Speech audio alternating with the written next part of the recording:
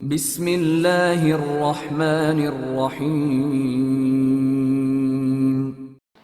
जासूस आज़म इमरान सीरीज मुसन्निफ मजहर कलीम MA। तुम इतनी जल्दी क्यों उठाए? क्या बात थी? डोरथी ने बुरी तरह झिंझलाए हुए लहजे में कार्पर से मुखातिब होकर कहा। खामोश रहो, डॉक्टर कार्पर ने सख्त लहजे में कहा। तो डॉर्थी होंठ भेज कर खामोश हो गई।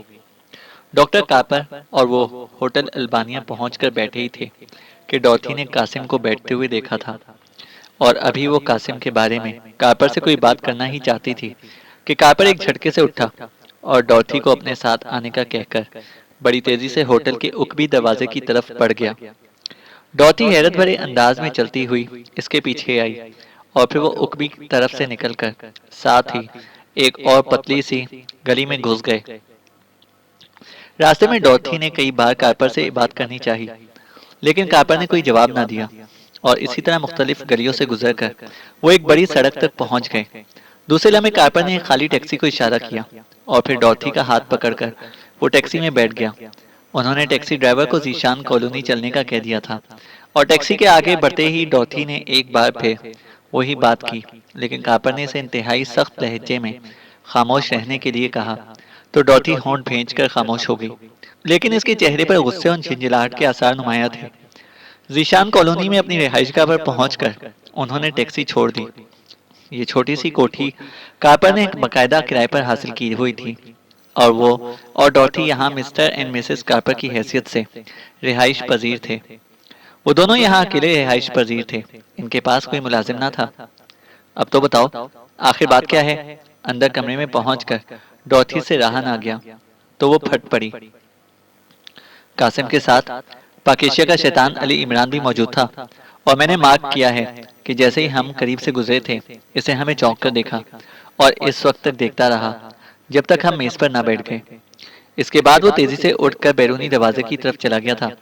कार्पर ने इंतहाई संजीदा लहजे में कहा। इसके चेहरे पर गहरी परेशानी के आसार नुमाया थे। पाकिस्तान का शैतान अली इमरान? क्या मतलब? मैं समझी नहीं। इसे हमें देखा और फिर उठकर चला गया और तुम फौरन मुझे साथ लेकर चोरों की तरह भागते हुए यहाँ आ गए। डॉर्थी और भी ज्यादा झिंझिला गई। तुम्हारी समझ में ये बात नहीं आएगी, तुम इस शैतान से वाकिफ नहीं हो। ये दुनिया का सबसे खतरनाक आदमी है, मैं इसे जानता हूँ। एक केस के दौरान मेरा इससे टकराव हो चुका है। इसकी यहाँ मौजूदगी और फिर इस तरह चौंक कर इसका मुझे देखना और फिर इसका कासिम के साथ बैठना, ये सारी बातें खतरे का अलार्म ही नहीं बल्कि सायरन है डॉर्थी। और अब सुन लो कि जब तक इस फॉर्मूले को मैं यहाँ से निकाल नहीं लेता, अब मैं यहाँ से बाहर नहीं निकलूंगा। कार्पर ने कहा। तो क्या वो तुम्हें पहचानता है? डॉर्थी ने कहा। नहीं, मेरा इससे जब टकराव हुआ था तो मैं मेकअप में था, लेकिन यूं समझो कि तब से मैं लाशौरी तौर पर इस शख्स से खौफजदा हूँ और इसे देखते ही ये खौफ पूरी कुव्वत से उभर आया है। मुझे यूं महसूस हो रहा है जैसे इसे हमारे मुतालिक सारी बातों का इल्म हो। कार्पर ने जवाब देते हुए कहा। ओह, नफ्सियाती खौफ। अगर तुम कहो तो मैं तुम्हें हिप्नोटाइज करके तुम्हारे जहन से ये खौफ निकाल दूं। तुम मुझे पहले बता देते तो मैं पहले ही ऐसा कर देती। ये तो मेरे बाएं हाथ का खेल है, डॉर्थी ने मुंह बनाते हुए कहा। तुम मेरे जहन से खौफ तो निकाल दोगी डॉर्थी, लेकिन इस शैतान को कैसे कंट्रोल करोगी? बस तुम बेशक जहां जाना चाहो जा सकती हो, लेकिन मैं बाहर नहीं जाऊंगा। और हाँ सुनो, अब तुम भी बगैर मेकअप के बाहर ना जाना। इससे तुम्हें मेरे साथ देख लिया है, ऐसा ना हो कि वो तुम्हारे पीछे लगकर यहाँ आ जाए। कार्पर ने कहा। कमाल है, तुम तो किसी बच्चे की तरह खौफजदा हो रहे हो। पहले तुम कर्नल फरीदी की तारीफें करते थे कि वो दुनिया का बहुत बड़ा जासूस है, लेकिन इस वक्त तुम्हारे लहजे में खौफ का आंसर ना था। लेकिन अब तुम इंतहाई खौफजदा लग रहे हो। अगर वो यहाँ मौजूद नहीं है तो फिर क्या हुआ? वो पाकिस्तान का जासूस है, यहाँ इसका क्या काम? हो सकता है वो कासिम का दोस्त हो और इससे मिलने के लिए आया हो, डॉर्थी ने कहा। मुझे मालूम है कि वो कर्नल फरीदी का दोस्त है और जाहिर है इस लिहाज से कासिम से भी तो इसके ताल्लुकात होंगे, लेकिन तुम इसे जानती नहीं। वो इंसान नहीं, कोई माफूकुल फितरत चीज है। जो कुछ बज़ाहिर नामुमकिन होता है वो इसके लिए मुमकिन हो जाता है। कार्पर वाकई शदीद खौफजदा लग रहा था। तुम इधर बेड पर आकर बैठो, फिर देखो मैं तुम्हारे जहन से ये खौफ कैसे दूर करती हूँ। सिर्फ चंद मिनट लगेंगे। उठो शाबाश, डॉर्थी ने पास पड़े हुए बेड की तरफ इशारा करते हुए कहा। रहने दो डॉर्थी, जो कुछ मैं महसूस कर रहा हूँ वो तुम्हारे तस्वुर में भी नहीं आ सकता। इस इमरान को देखने के बाद मुझे खतरा सर पर तलवार की तरह लटकता नजर आ रहा है। कार्पर ने कहा, जैसे तुम्हारी मर्जी। अब मैं तुम्हें मजबूर तो नहीं कर सकती, लेकिन तुम्हारी इस कैफियत ने मुझे शदीद बोर कर दिया है। तुम्हें आखिर किस बात का खौफ है? तुम किसी स्टेज पर बतौर कार्पर सामने नहीं आए। किसी को तो तुम्हारे मुतालिक कुछ इल्म भी नहीं है। कर्नल फरीदी, इसकी जीरो फोर्स और वो रेड सर्कल सब डॉक्टर आर्नल्ड को तलाश करते फिर रहे होंगे। लेकिन तुम इस तरह खौफजदा हो रहे हो जैसे तुमने भरे बाजार में कोई वारदात कर ली हो और हजारों आदमियों ने तो तुम्हें पहचान लिया हो। डॉथी ने इंतहाई खुश्क लहजे में कहा, हाँ, यही तो मुझे भी इत्मीनान है कि इमरान चाहे लाख शैतानी जहन का आदमी हो, लेकिन कम अज कम इस केस में वो मुझ तक नहीं पहुंच सकता। लेकिन हमें देखकर वो चौंका क्यों था? और फिर इसे हमें खास तौर पर चेक क्यों किया था? हालांकि और भी नए जोड़े हमारे साथ हॉल में दाखिल हुए थे। कार्पर ने होंठ भेजते हुए कहा, वही तुम्हारा नफसियाती खौफ और कुछ भी नहीं, ख्वाह मख्वाह का वहम। तुम ऐसा करो कि सो जाओ, इस तरह तुम्हारा जहन पुरसकून हो जाएगा। फिर कोई और प्रोग्राम बनाएंगे। डॉथी ने कहा, हाँ, मैं भी यही सोच रहा हूँ। ठीक है। कार्पर से हिलाता हुआ उठा और इस कमरे से निकलकर अपने बेडरूम की तरफ बढ़ गया। मैं सोते हुए भी तुम्हें हिप्नोटाइज कर सकती हूँ। बस तुम एक बार सो जाओ, फिर देखना कि तुम्हारे जहन से ये खौफ किस तरह गायब होता है। डॉर्थी ने बड़बड़ाते हुए कहा। इसे वाकई कार्पर की इस कैफियत से सख्त बोरियत हो रही थी और इसे फैसला कर लिया था कि कार्पर को बताए बगैर इसका ये नफसियाती पहलू हमेशा के लिए इसके जहन से निकाल देगी। हो, इतना बड़ा मुझे और एक आदमी की शक्ल देखकर इस तरह खौफजदा, डॉथी ने कहा और इस उठकर कमरे से बाहर निकल आई। वो बाहर बरामदे में टहलने लगी थी। इसे कार्पर के गहरी नींद सो जाने का इंतजार था। इमरान हॉल से बाहर निकलते ही बजाय बैरूनी गेट की तरफ जाने के बरामदे के दाएं तरफ वाले हिस्से की तरफ बढ़ गया। उसे मालूम था कि कर्नल फरीदी के आदमी इसकी मुकम्मल निगरानी कर रहे होंगे और जाहिर है अब तो कर्नल फरीदी ने इसकी निगरानी के ज्यादा सख्त अहकामात दे दिए होंगे, क्योंकि वो जानता था कि कासिम की इस अहमकाना हरकत से वो लाजमन खटक गया होगा। गो इसे कासिम से अपने मतलब की बात का पता न चल सका था, लेकिन इमरान जानता था कि कर्नल फरीदी इतनी आसानी से मुतमईन नहीं हो सकता। लेकिन इसे मालूम था कि निगरानी करने वाले बरामदे के बाहर कंपाउंड गेट के पास होंगे।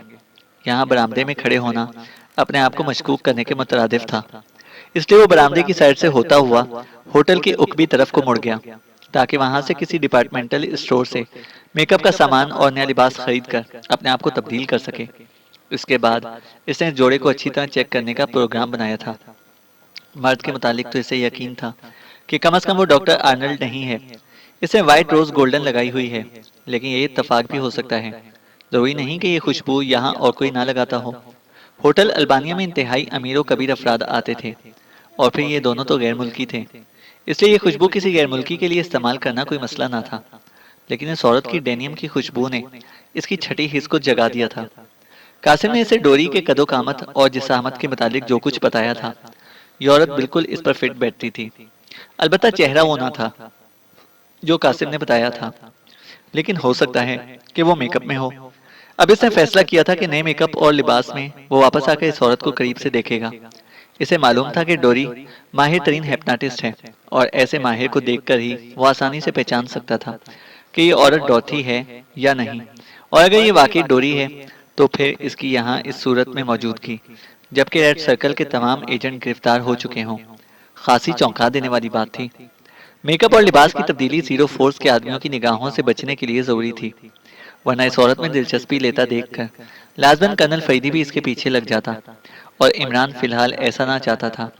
वो इधर से बराह रास्त उकबी तरफ जाने का रास्ता ना था, लेकिन इमरान एक रास्ता जानता था। ये रास्ता वेटर्स हॉल में से होकर जाता था और इमरान ने इस रास्ते को इस्तेमाल किया था। चुनाचे थोड़ी देर बाद वो उकबी सड़क पर पहुंच गया। इसने एक लम्हे के लिए रुककर इधर उधर देखा जायजा लिया, लेकिन फिर से इत्मीनान हो गया कि इस तरफ निगरानी करने वाला कोई नहीं है। चुनाचा वो आगे बढ़ा। इसकी नजरें किसी ऐसे डिपार्टमेंटल स्टोर को तलाश कर रही थी जहां से वो अपनी मतलूबा चीजें खरीद सकता था, लेकिन काफी आगे चौक तक पहुंच जाने के बावजूद ऐसा कोई स्टोर इसे नजर ना आया तो इसके होंठ भींच गए। इसे खतरा पैदा हो गया था कि इतनी देर गुजर जाने के बावजूद वो जोड़ा उठकर ना चला जाए, लेकिन वो मजबूर था। बहरहाल मेकअप और लिबास की तब्दीली भी बेहद जरूरी थी। आगे जाकर एक और सड़क इस सड़क को क्रॉस कर रही थी। इस तरफ ऐसी दुकानें नजर आ रही थीं जहां से इसे मतलूबा सामान मिल सकता था। चुनाचा वो इस तरफ बढ़ गया और फिर एक बड़े डिपार्टमेंटल स्टोर को देखकर इसकी आंखें चमक उठी। वो जल्दी से इस स्टोर की तरफ बढ़ा, लेकिन अभी वो स्टोर के बरामदे में दाखिल हुआ ही था कि इसे अपने उकुम में एक बार फिर डेनियम और व्हाइट रोज गोल्डन की तेज मिली जुली खुशबू महसूस हुई और वो बेख्तियार चौंक कर मुड़ा। दूसरे लम्हे वो यकलख ठिठक कर रुक गया। इसे इसी जोड़े को स्टोर से जरा हटकर एक खाली टैक्सी में बैठते हुए देखा था। चूंकि स्टोर के बरामदे का सुतून इसके और इस जोड़े के दरमियान था और फिर वो जोड़ा इसकी तरफ मुतवज्जा भी ना था, इसलिए इमरान सतून की आड़ में खड़ा उन्हें देखता रहा। मर्द खासा परेशान बल्कि कदे खौफजदा नजर आ रहा था, जबकि वो औरत झिंझिलाई हुई थी और दूसरे लम्हे वो टैक्सी तेजी से आगे बढ़ गई। इमरान की नजर तेजी से इधर उधर घूमी। इसे ताकुब के लिए कोई खाली टैक्सी की तलाश थी, लेकिन इर्द गिर्द खाली तो एक तरफ भरी हुई टैक्सी भी मौजूद ना थी।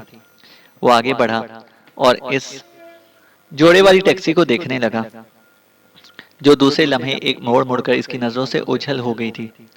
इमरान होंठ भेज कर रह गया। अब जाहिर है स्टोर में जाना फजूल था।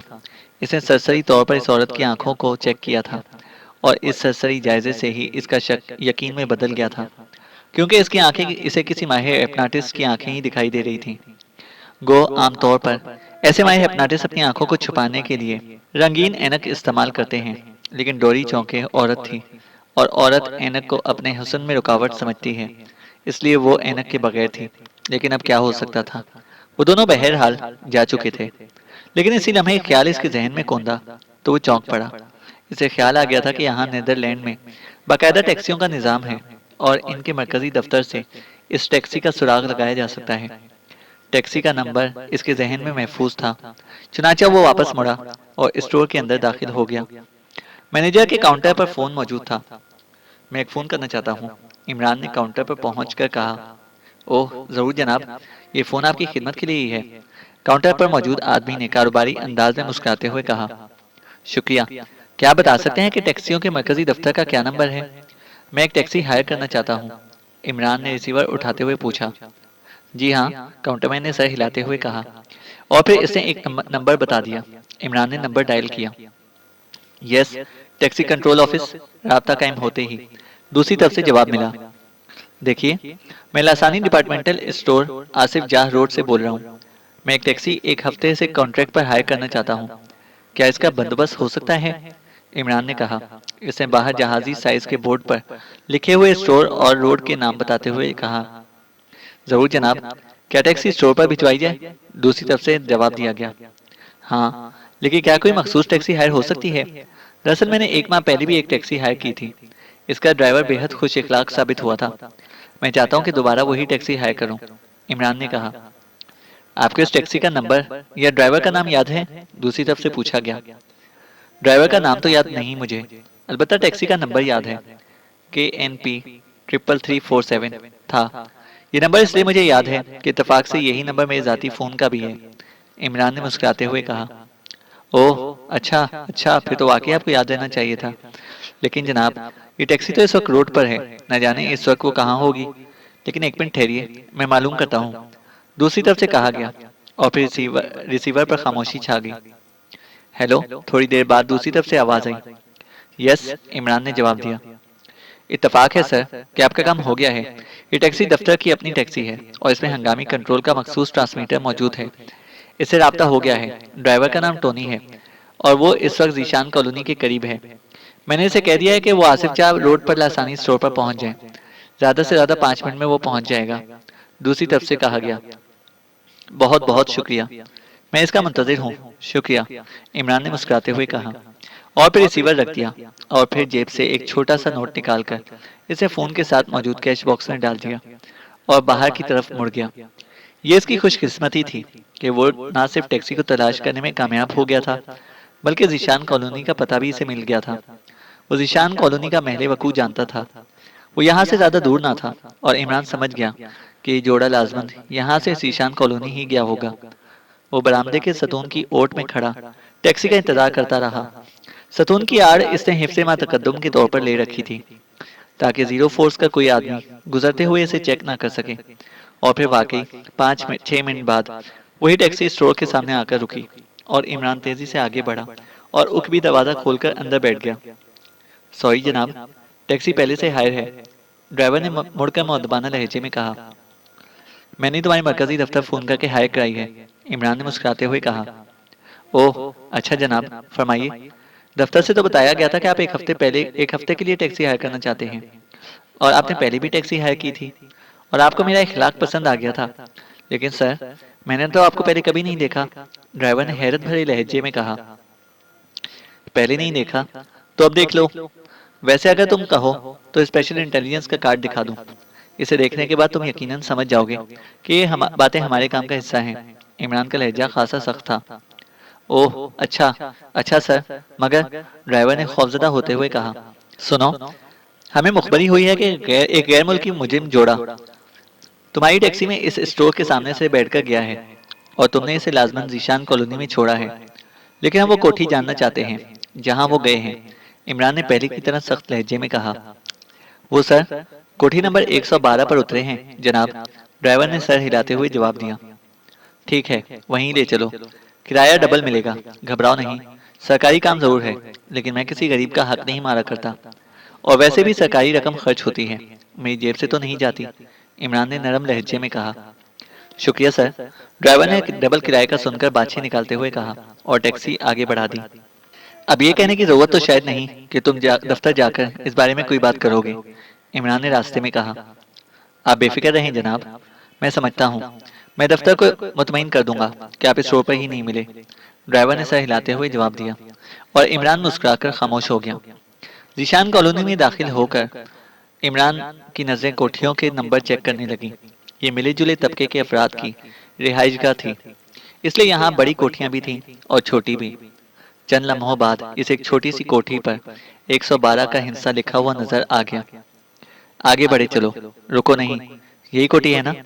इमरान ने टैक्सी की रफ्तार आहिस्ता होते महसूस करते हुए कहा, और टैक्सी की रफ्तार दोबारा बढ़ गई।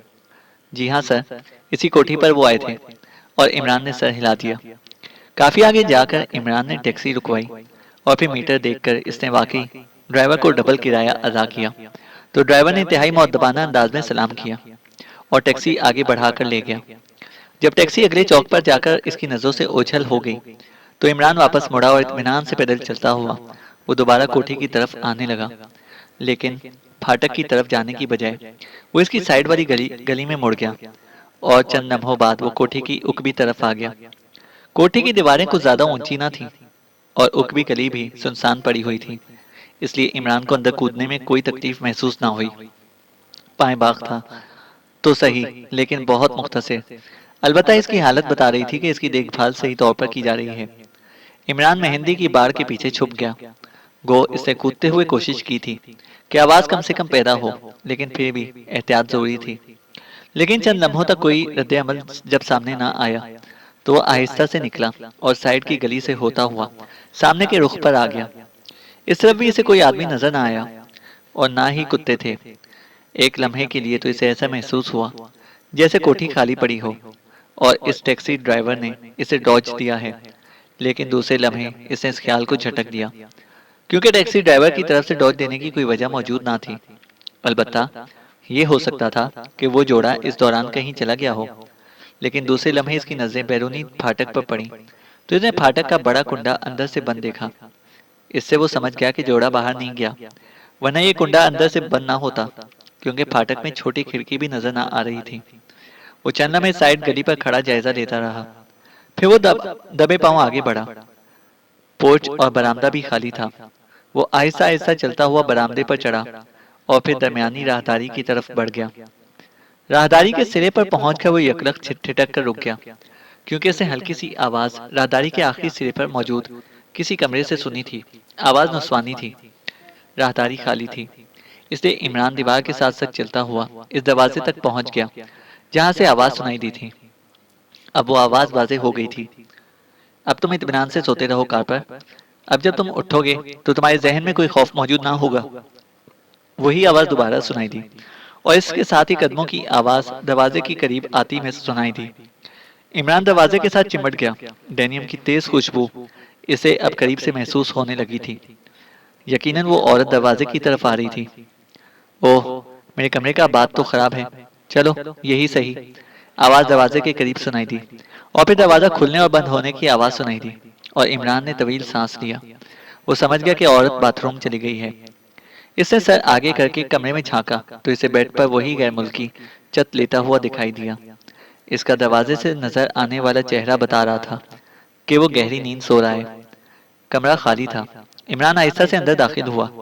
बाथरूम का दरवाजा बैरूनी दरवाजे की बिल्कुल साइड में था, इसलिए इमरान और भी ज्यादा एहतियात से इसके सामने से गुजरा और फिर बेड के सिरहाने की तरफ जाकर वो इसके पीछे झुककर बैठ गया।